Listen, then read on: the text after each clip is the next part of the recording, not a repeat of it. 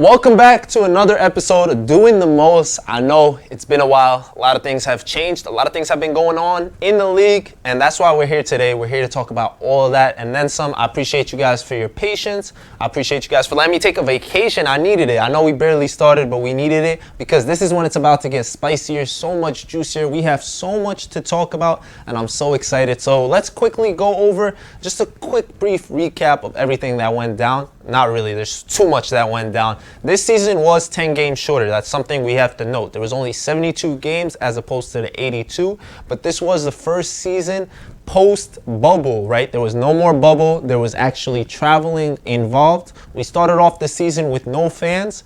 It took us a little bit till some arenas let them in. And funny enough, one team just started letting them in after Damian Lillard was out here like, yo, why don't we have anybody in Portland coming to games? This isn't fair.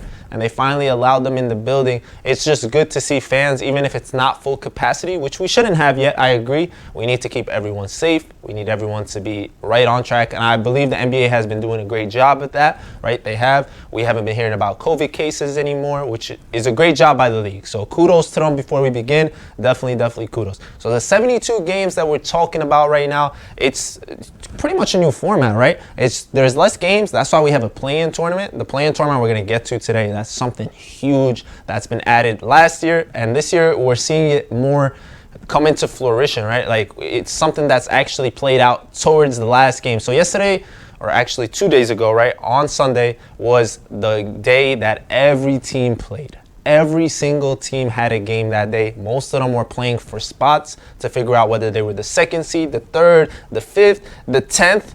Before, 10th seed never mattered. You were going home. You were going fishing. You were going to go see your family chilling on the couch and watching games just like the rest of us, right? Every average Joe sitting at home watching games. But now, 10th seed means something. 9th seed means something. And last day, going into that, seeing seeding is amazing. So now, we'll start going into the main surprises in the league. There's just so many of them. And I just can't believe that, like, this was really a thing. There's so many teams that when we look at, we thought they'd be better, right? Especially like the Miami Heat, for example. The Miami Heat is a team that coming out of the Eastern Conference last year, you expected them to make some noise. They came out so sluggish until they got their feet under them and started pushing. You got a team like the Phoenix Suns. People were like, Phoenix? What are they about? Nothing, right? They picked up Chris Paul. He's too old. They can't do anything. They don't play defense down there. Now, second best team in the West. That's something unheard of. That's kudos to the coaching staff. Just Chris Paul's leadership ability. He went to OKC last year. People thought he was washed. He was able to do something special. Now he's making Devin Booker look like the star that we all knew he was. And he's making Aiden look good. And everyone's just been really flourishing down there. And I'm happy for Phoenix. Other teams, there's so many when we begin. Like, you don't even understand that just the impact of certain players moving. There was so much movement this offseason. We talked about that in our first ever episode on the podcast. I know a lot of you guys watched it. And it was just like we were wondering how these teams would react, right? Because when you have a bubble aspect in last season, right? Guys had games off. There were so many teams that didn't get to play for so long and so many teams that were playing till such a late time. And then the season started so soon. They didn't have an off season like the Lakers, like the Heat, and teams that made it far into the bubble. The Nuggets, we knew this would lead into injuries, which we'll definitely touch up upon. But we also knew that they'd come off maybe either sluggish or they'd be more ready. And it turns out the teams that were resting came out ready. Every team that basically didn't have they had a really long offseason like the Knicks, like the Hawks. There was just so many teams like that had some time off. So when we talk about the Knicks, that's a major surprise. We did not expect them to do what they did. It's been a long time that New York has been on the map. And that is something special. They have something working for them. A lot of young pieces and a guy that's been bouncing around a lot. Julius Randle, drafted by the Lakers. They thought there was something there. We all did, right? I actually picked up autographed rookie Julius Randle cards for the Lakers. I thought he was going to be something, but nope. They moved him, obviously, to get AD. They thought that made more sense. And he went to New Orleans, and then New Orleans ends up pushing him also, and now he's in New York where he belongs. He said he wants to stay here, and honestly, I think New York fans want him to stay there too. We'll touch up more about Julius later. Derrick Rose looks rejuvenated. He looks like he's doing stuff. Like, he turned back the clock. He figured out his game a little bit more. He's more of a mentor now. He's gotten older. He sees the court more, like, differently. Before, D Rose was 0 to 100 real quick. Now he actually knows when to speed up, when to slow down, and he's such a great leader for RJ Barrett and the rest of that Knicks team. Now we'll move on to the next team, which, whew, that's a team of one man show, Steph Curry. When we figured out Klay was going to be out for the season, everyone was like, oh, Curry's going to get exposed. He don't have Kevin Durant. He don't have Klay. There's nobody there but this man. And we've seen teams throw every defense at him, and he's still able to counter all of that. He was putting up 50-point games night in, night out. He had a 60s. He was doing everything. The fact that he hit 10 threes in the amount of games that he did this season, it doesn't even make sense. No other players in the league combined could do that. And it's just remarkable what he's been doing with the amount of attention he's been getting. And even if you're not a fan of Steph Curry, even if you're not a fan of the Knicks, every team we're talking about, you still got to give him kudos. Like, kudos to Steph no matter what. Hands down, what he's doing, we've never seen before. Yes, he did change the game. He made his range move back. He made the little kids that I coach now think they're Steph shooting from the logo, shooting from threes. They don't want to go and make layups no more. But whether that's good or bad, it doesn't matter, because this man, he practices hard and he's able to do it at that caliber. He actually made this team into a playoff contender. They're contending for the playoffs. That's what we're talking about. They're not even in yet, but they're in contention, which is something before the season started no one would have dreamt of, no one would have seen coming. Honestly, he's an MVP candidate. I know it's going to be hard, especially that he's technically an A seed, and we haven't really seen an A seed ever win one. But kudos to Steph for putting up historic numbers throughout. Now, we just touched upon Klay Thompson being out, but there's so many other players that have been out this year. Just because it's a shortened season, it's been condensed, right? They've been playing so many games back to back, so we've seen so many players getting hurt throughout. Newest one out here, Jaylen Brown from the Boston Celtics. That's a big blow. There's been so many players, stars, role players. It doesn't matter. No one was safe. There were so many missed games throughout the league. A guy like Donovan Mitchell. Utah is still the number one team in the West, but they're without their main scoring punch, right? He was the engine to that team. He's the guy bringing up the ball, and he's a threat. Every eye is on him when he has it, and now they don't have that. Another team like the Denver Nuggets, who ended up being the 3rd seed, they were without Jamal Murray, their point guard, their head of the snake. And he was out for a while, so we always wish those guys a speedy recovery. We hope they get better, obviously, and hope that their game doesn't change too much, because that's the worst. When you see a guy get hurt and then they come back and they're never the same, we see it a lot. But hopefully those guys, nothing happens to them. Hopefully they can come back better and stronger than ever. We're still seeing guys like Jokic performing really well. He's looking like an MVP candidate. We're seeing guys like Rudy Gobert making a case for himself for Defensive Player of the Year, and that stuff shows, right? It shows when those guys are missing and they're still able. Now, Lakers, for example, their injuries, they're back now, they're looking healthy, but they had AD missing games. They had LeBron missing games. Dennis Schroeder was out for a little. There's just so much when we're talking about injuries, because there's so many like key pieces that we don't see, right? That one game that turns into 3 days that he's missing, it can change the playoff standing. It could change you being a 3rd seed to a 5th seed. Because when you look at the West, the 5th, 6th, and 7th seed all had the same exact record. And that all can be one game missed because of a sprained ankle that actually ended up being something, maybe it wasn't severe, but that game could have changed the whole ranking system. So the main thing right now is hopefully everyone is healthy going into the playoffs. And whenever people ask me who I think is going to win, I say it's whoever is going to be healthier. You want to be healthy at the right time.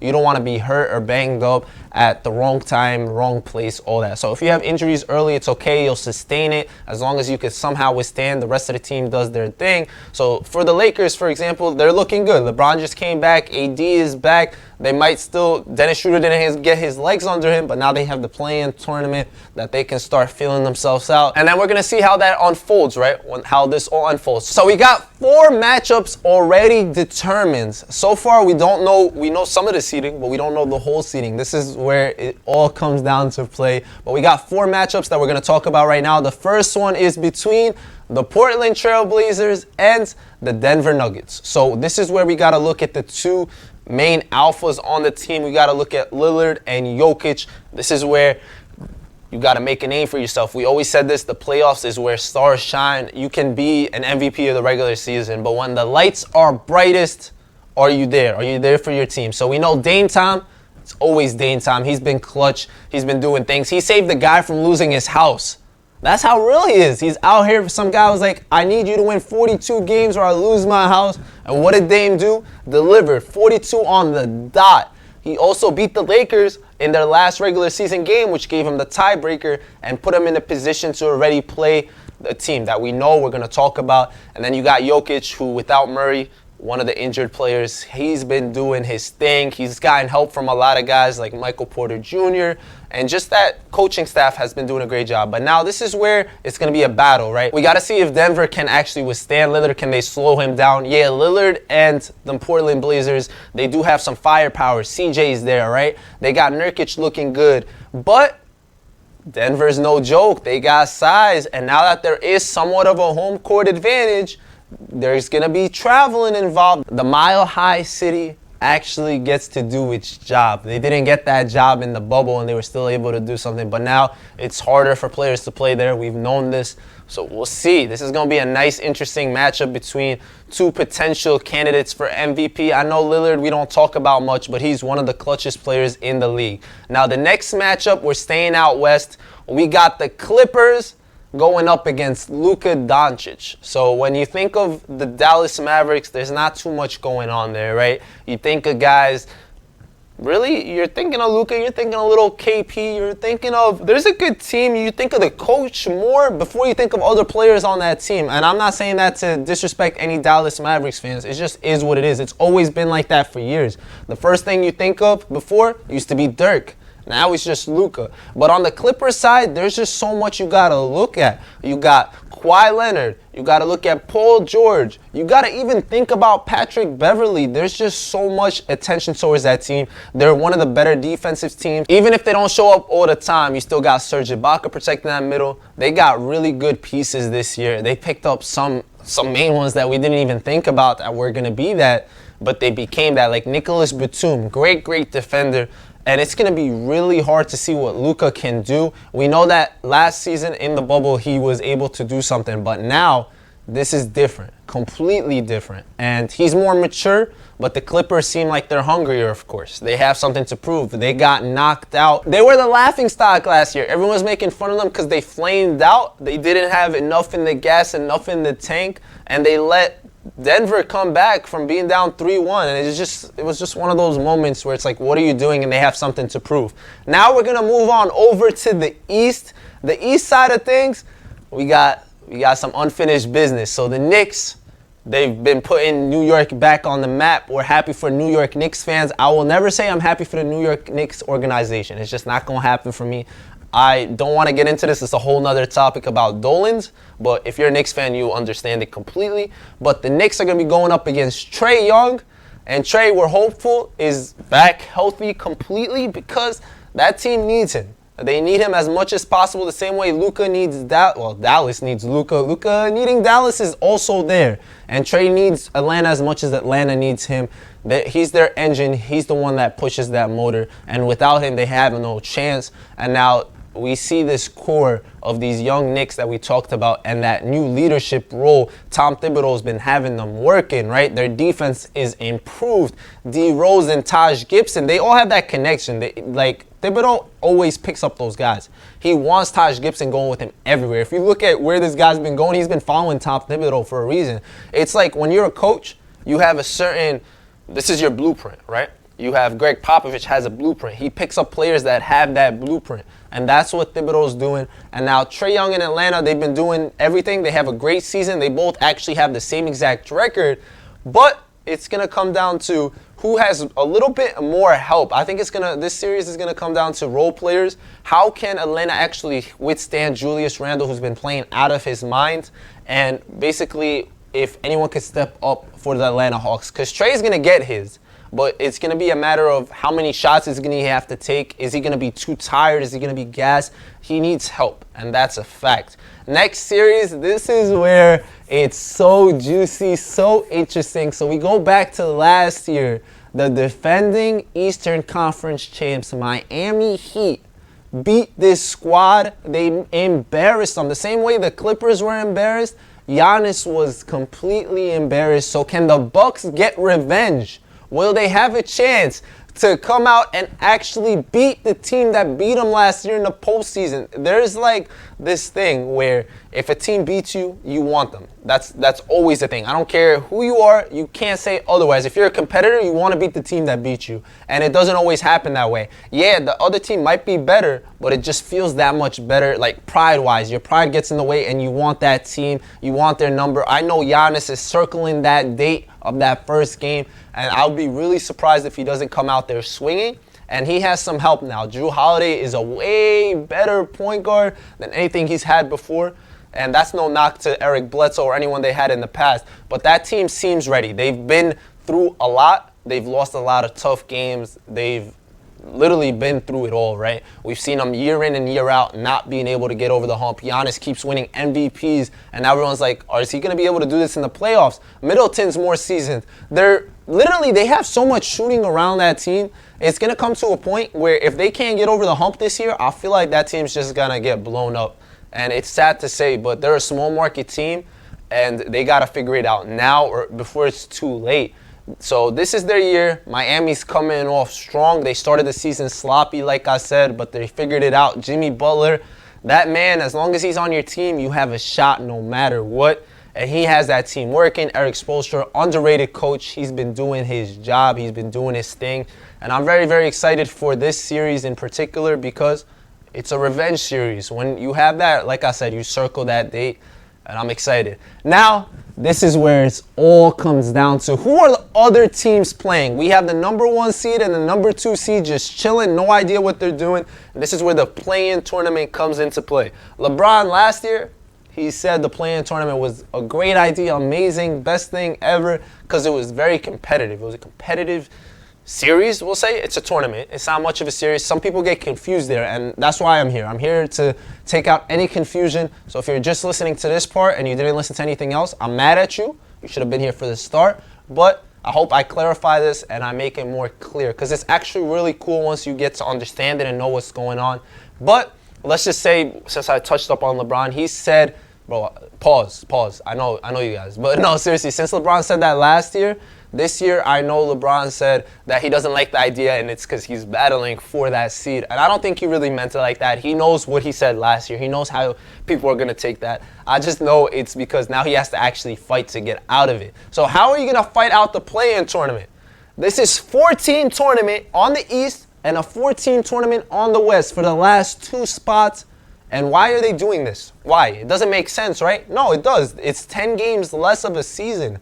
So you're pretty much making assumptions that if the season was longer, any one of these teams can actually make the 7th and 8th seed. So right now we have the 7th seed, the 8th seed, the 9th seed, and the 10th seed all still in contention to make the playoffs. They have a shot. They're going to be playing in a little tournament, 1 game elimination /2. I'll say /2 with a little asterisk next to it because we're going to get to that. You basically, no best of 7, no none of that. This is you trying to fight for your life to try to make it into the playoffs. So the first games are actually today. The Eastern teams are playing. So I'm going to explain it just like this. The 7th and 8th seed, in this case, is the Boston Celtics, who finished 7th, and the Washington Wizards finished 8th. They will both be playing each other today. Whoever wins is automatically in the playoffs. They made it to the 7th seed, and they're going to go up against the Brooklyn Nets. All right, that's just how it goes. I'm not going to talk about a series. I'm not going to say, oh, Boston's going to win because of this. I'm not going to say Washington's going to win because of that. That's not what we're here for. Once this actually plays out, we'll have another episode, and we'll talk about all the matchups with a little more details and all that. But right now, you got to understand, the winner of the 7th and 8th makes it, and they play the 2nd seed the same way a 7th would normally. So Boston, Washington fighting for their life to play the Brooklyn Nets right now in the 2nd seed. So there's a nice little graphic you can always find if you have the NBA app. It's on the screen right now, and we're just basically breaking it down. Now, just like any sport, there's a winner and a loser. So the loser of this game actually doesn't get eliminated, because technically they would have been in the playoffs any regular season if the season ended today, because they're technically an 8th seed or a 7th seed, and they deserve to be there.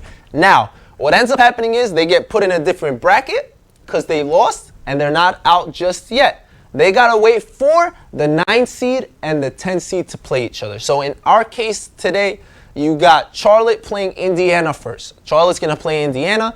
Charlotte finished the season at 10. Indiana finished at 9. They'll play each other. Whoever wins that game is not in the playoffs yet. They get put in the other bracket, and now they get to play the loser of the other game. So if you're a 9th or 10th seed, you have a hard job. You have to win 2 games to make the playoffs. Your job is actually really simple when you think about it. You just got to win 1 game at a time. The same way Ja Morant called it. He said, we take it 1 game at a time. You beat your opponent in front of you, and that's it. Don't worry about nothing. Don't worry about who you're playing. Right now, you know you're making your matchups for the 9th or 10th seed. That's who you play first, and then you're going to play whoever loses from the other game. It's easy when you think about it. So we got Boston, Washington playing first. Winner automatically makes the playoff. Loser plays the 9th and 10th seed.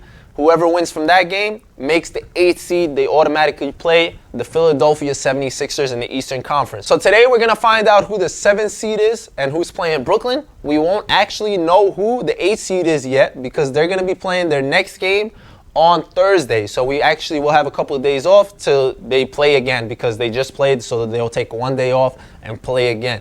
So Indiana Charlotte has a hard job. They got to beat each other. The loser from that game obviously goes home, and then they got to play again. Now, it's the same thing on the western side of the bracket, obviously. So right now, the 7th and 8th, oh man, I can't wait. I can't wait. So we have 7th and 8th fighting for the 7th seed. Don't forget, they're going to be playing for the 7th seed. I feel like this is all confusing because like there's just so much going on, and if you're not looking at it, it just doesn't make sense. But I hope you guys are following me along. Hopefully, I'll break it even better right now while we talk about the West. So right now, you had the Lakers finishing 7, and you had the Golden State Warriors finishing 8. Right? Now, they're going to play each other. Whoever wins that game, automatically 7th seed. That's all you got to know. They automatically make the playoffs. The loser, you guys know, they're not out yet because technically they'd be in the playoffs. They're going to play the winner of the 9th and 10th seed game, which is Memphis or the Spurs, right? So you got Memphis or Spurs going up against each other, and the winner will have a chance to play the loser of Golden State LA. Now, LA and Golden State, man. Oh man, you gotta circle your calendar. This is tomorrow. Make sure you don't miss this. This is primetime TV, 10 p.m. Eastern. I remember that like clockwork. I'm never forgetting that because you got Curry versus LeBron. And let me just say something. Every team wants to win. Why do they want to win? They're not looking at the brackets and thinking, yo, I don't want to win this game because I'd rather play this team. Nah, this is 1 game elimination. Anything could happen. Steph could go ahead and drop 60. LeBron could have a triple-double. Like, anything could happen. You don't want to make your season longer than it has to be. As little games possible is the best thing. So whoever wins from Golden State or LA, which should be a great one, is going to play the Phoenix Suns. So Chris Paul and Devin Booker are sitting, waiting at home, ready. They're game planning whether they're playing this team or that, which they'll know on Wednesday. They'll know that on Wednesday. Then Friday, we will be seeing the matchup between whoever won from Memphis and the Spurs. And then they'll be playing the loser, of course. So then we'll know who the 8th seed is later on in the week, Thursday and Friday. We'll know Thursday for the Eastern Conference, Friday for the Western. And I'm very, very excited. I think this play-in tournament is a great, great idea. It makes ratings go up, which we don't care about, obviously, because that's the NBA thing. They care about money and all that. We don't. But it's still exciting for us as fans. You're going to see Ja Morant really trying his best to beat Greg Popovich, one of the best coaches in the league. And then if he does pull that off, he's going to have to go up against either Steph Curry or LeBron James. And it's all must-win games. This is March Madness, legitimately out here in May with the NBA involved.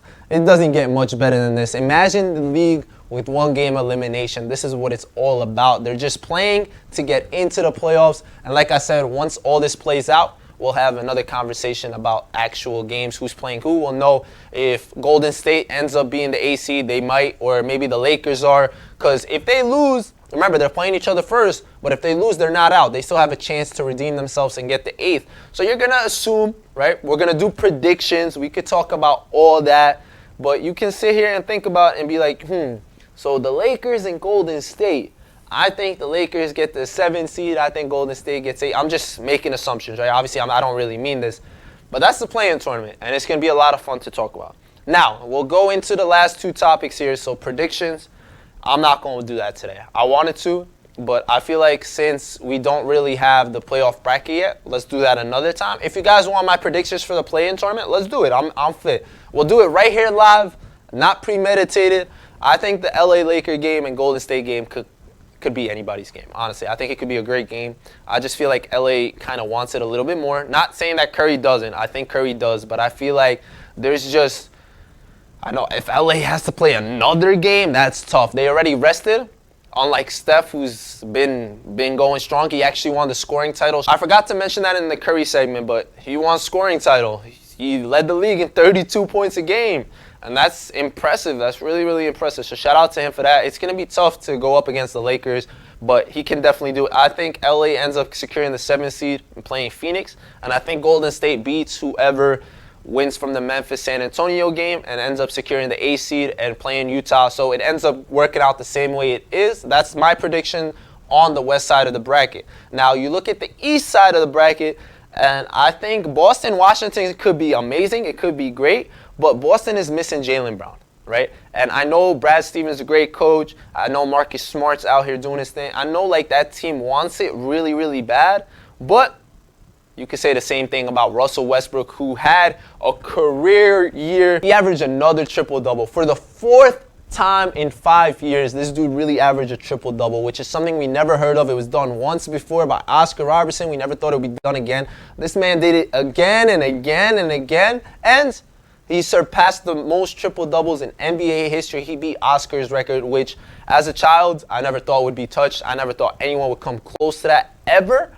And this man did it at his height, at his status, because of his will. And I honestly believe Washington wins this because there's something bigger. It's because the winner plays Brooklyn. And you already know Russell and the Wizards started the season so bad. But when it was time to play the Brooklyn Nets, he was there, he showed up, and they beat the Nets because KD's on the other side of that fence. He's right there looking at him. And Russell still, I know you can say that, nah, they're cool now, nothing there. But nah, there's always going to be something there. Whether we see it or not, it's there. And he's going to give it 130%. And he wants that matchup, and I can see him going for it as hard as he can. Now, the AC can go to Boston. If Jaylen Brown was here, I think this whole situation and conversation is completely different. But now Boston versus Indiana or Charlotte, honestly, I don't want to hurt anyone's feelings. Remember, this is all predictions. This is what I think. Anything, I could be saying nonsense. I could be wrong with every single thing I say. So no one take it to heart or anything. I'm excited just like you guys. I'm a fan at the end of the day. But what I would want is Charlotte to make it. I want to see LaMelo in the playoffs. So maybe that could happen. I don't think it will. That's why I'm not even going to predict this. Boston could make it out of there. I think Indiana's great defensively. I think any team could really make it out of here, and I think that's the beauty of it. I think that's the greatest thing about it. The only other thing I'll give you guys predictions in is the NBA awards. So when we go into awards, we'll just cover the main ones, right? The top ones. I'm not going to get into NBA all defensive teams or this team or that team. We're just going to talk about MVP, most improved player, 6th man of the year, all that stuff. So we'll start with the MVP conversation, which is a great one. This was one of the better ones we had. I know at one point it was literally between Joel Embiid and Jokic, and that was the talk, right? Everyone was talking about that, and it was great because we haven't seen big men fight for an MVP in the longest time possible. But I think, like me personally, I'll just throw my prediction. Obviously, you had Steph had a great year. There's been a lot of players that had great years. But when it comes down to it, Denver ended up in the 3rd seed. And Jokic was playing without Jamal Murray for the longest. And I honestly believe the fact that he was able to win, and obviously it's not just him, it's a team sport, but the fact that they were able to stay up there and he was already doing what he was doing this whole time, my prediction is Nikola Jokic. Whether that happens or not, that's what we're here to see, right? It's going to be interesting if a Denver Nugget can win MVP or not. Now we'll go over to most improved, which I think this is a lock. If anyone disagrees with me, that's perfectly fine. I'm sure there's a lot of players that improved a lot. But Julius Randle deserves most improved in my eyes. That's what I see. I think he's improved his game so much from last year. And the fact that just the Knicks is something that people are talking about. LeBron tweeted, and I keep saying LeBron, and I don't mean to, but like a lot of people tweeted how when the Knicks are playing good basketball, it changes the league. Like it's something special. It's something to look at, and it just makes the league special. At the end of the day, you don't want the New York Knicks, the mecca of basketball, to be a laughingstock. No one wants that, and that's why I'm mad at Dolan, the owner. But it has been for years, and now that they're on the map, you got to give credit to who's that who's really doing that, right? And that's Julius Randle. So Julius Randle, in my opinion, deserves most improved. Sixth man, you have a big list. There's so many players. The guys from last year that were all up there, this year haven't really had that role, right? Like Montrezl, he moved to the Lakers, and you thought maybe he'd be able to do that. No. Dennis Schroeder, no. But it's been like Jordan Clarkson. But there's other pieces here and there that have had great years coming off the bench, and that's the beauty of it. I really can't wait to see where these awards end up falling. Coach of the Year, I want to say you can't get it wrong because there's so many great coaches. There's so many coaches that had great breakout years, whether it's Doc Rivers, who took Philadelphia to the best record in the Eastern Conference, almost top tier out here in the league. They finished third in the league right behind Utah and Phoenix. But in my opinion, I'm going to give it to Phoenix. They haven't been anywhere. They haven't made the playoffs in years. And yes, that's because of Chris Paul, Devin, Ayton, and all that. But Monty Williams and his staff have done a great job. I know it's Chris Paul on the floor. I believe that 100%. As a coach, I think without like a good point guard, that's the head of it. And I'm sure Monty's going to say that if he does win, he's going to say it's the leadership on the floor. That's more important.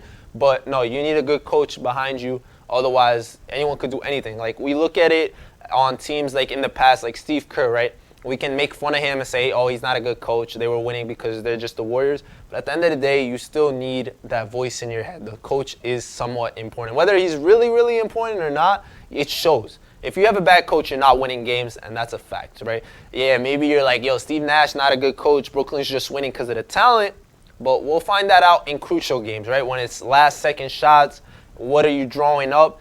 Yeah, you could say Brooklyn's got 3 stars. Any one of them taking the shot is not a bad decision. Steve Nash is going to go, yo, just give it to KD, right? Give it to Kyrie. Figure it out. And now I'm going off tangent. I apologize. But I'm just saying, at the end of the day, the coach of the year is going to come down to, I think, one of those top 3 teams in the league, whether it's Utah, Philly, Phoenix. You can make an argument, obviously, for the Knicks coach. You can make arguments here and there for other coaches as well. But I think that's the main thing. And then the last thing we didn't talk about was Defensive Player of the Year.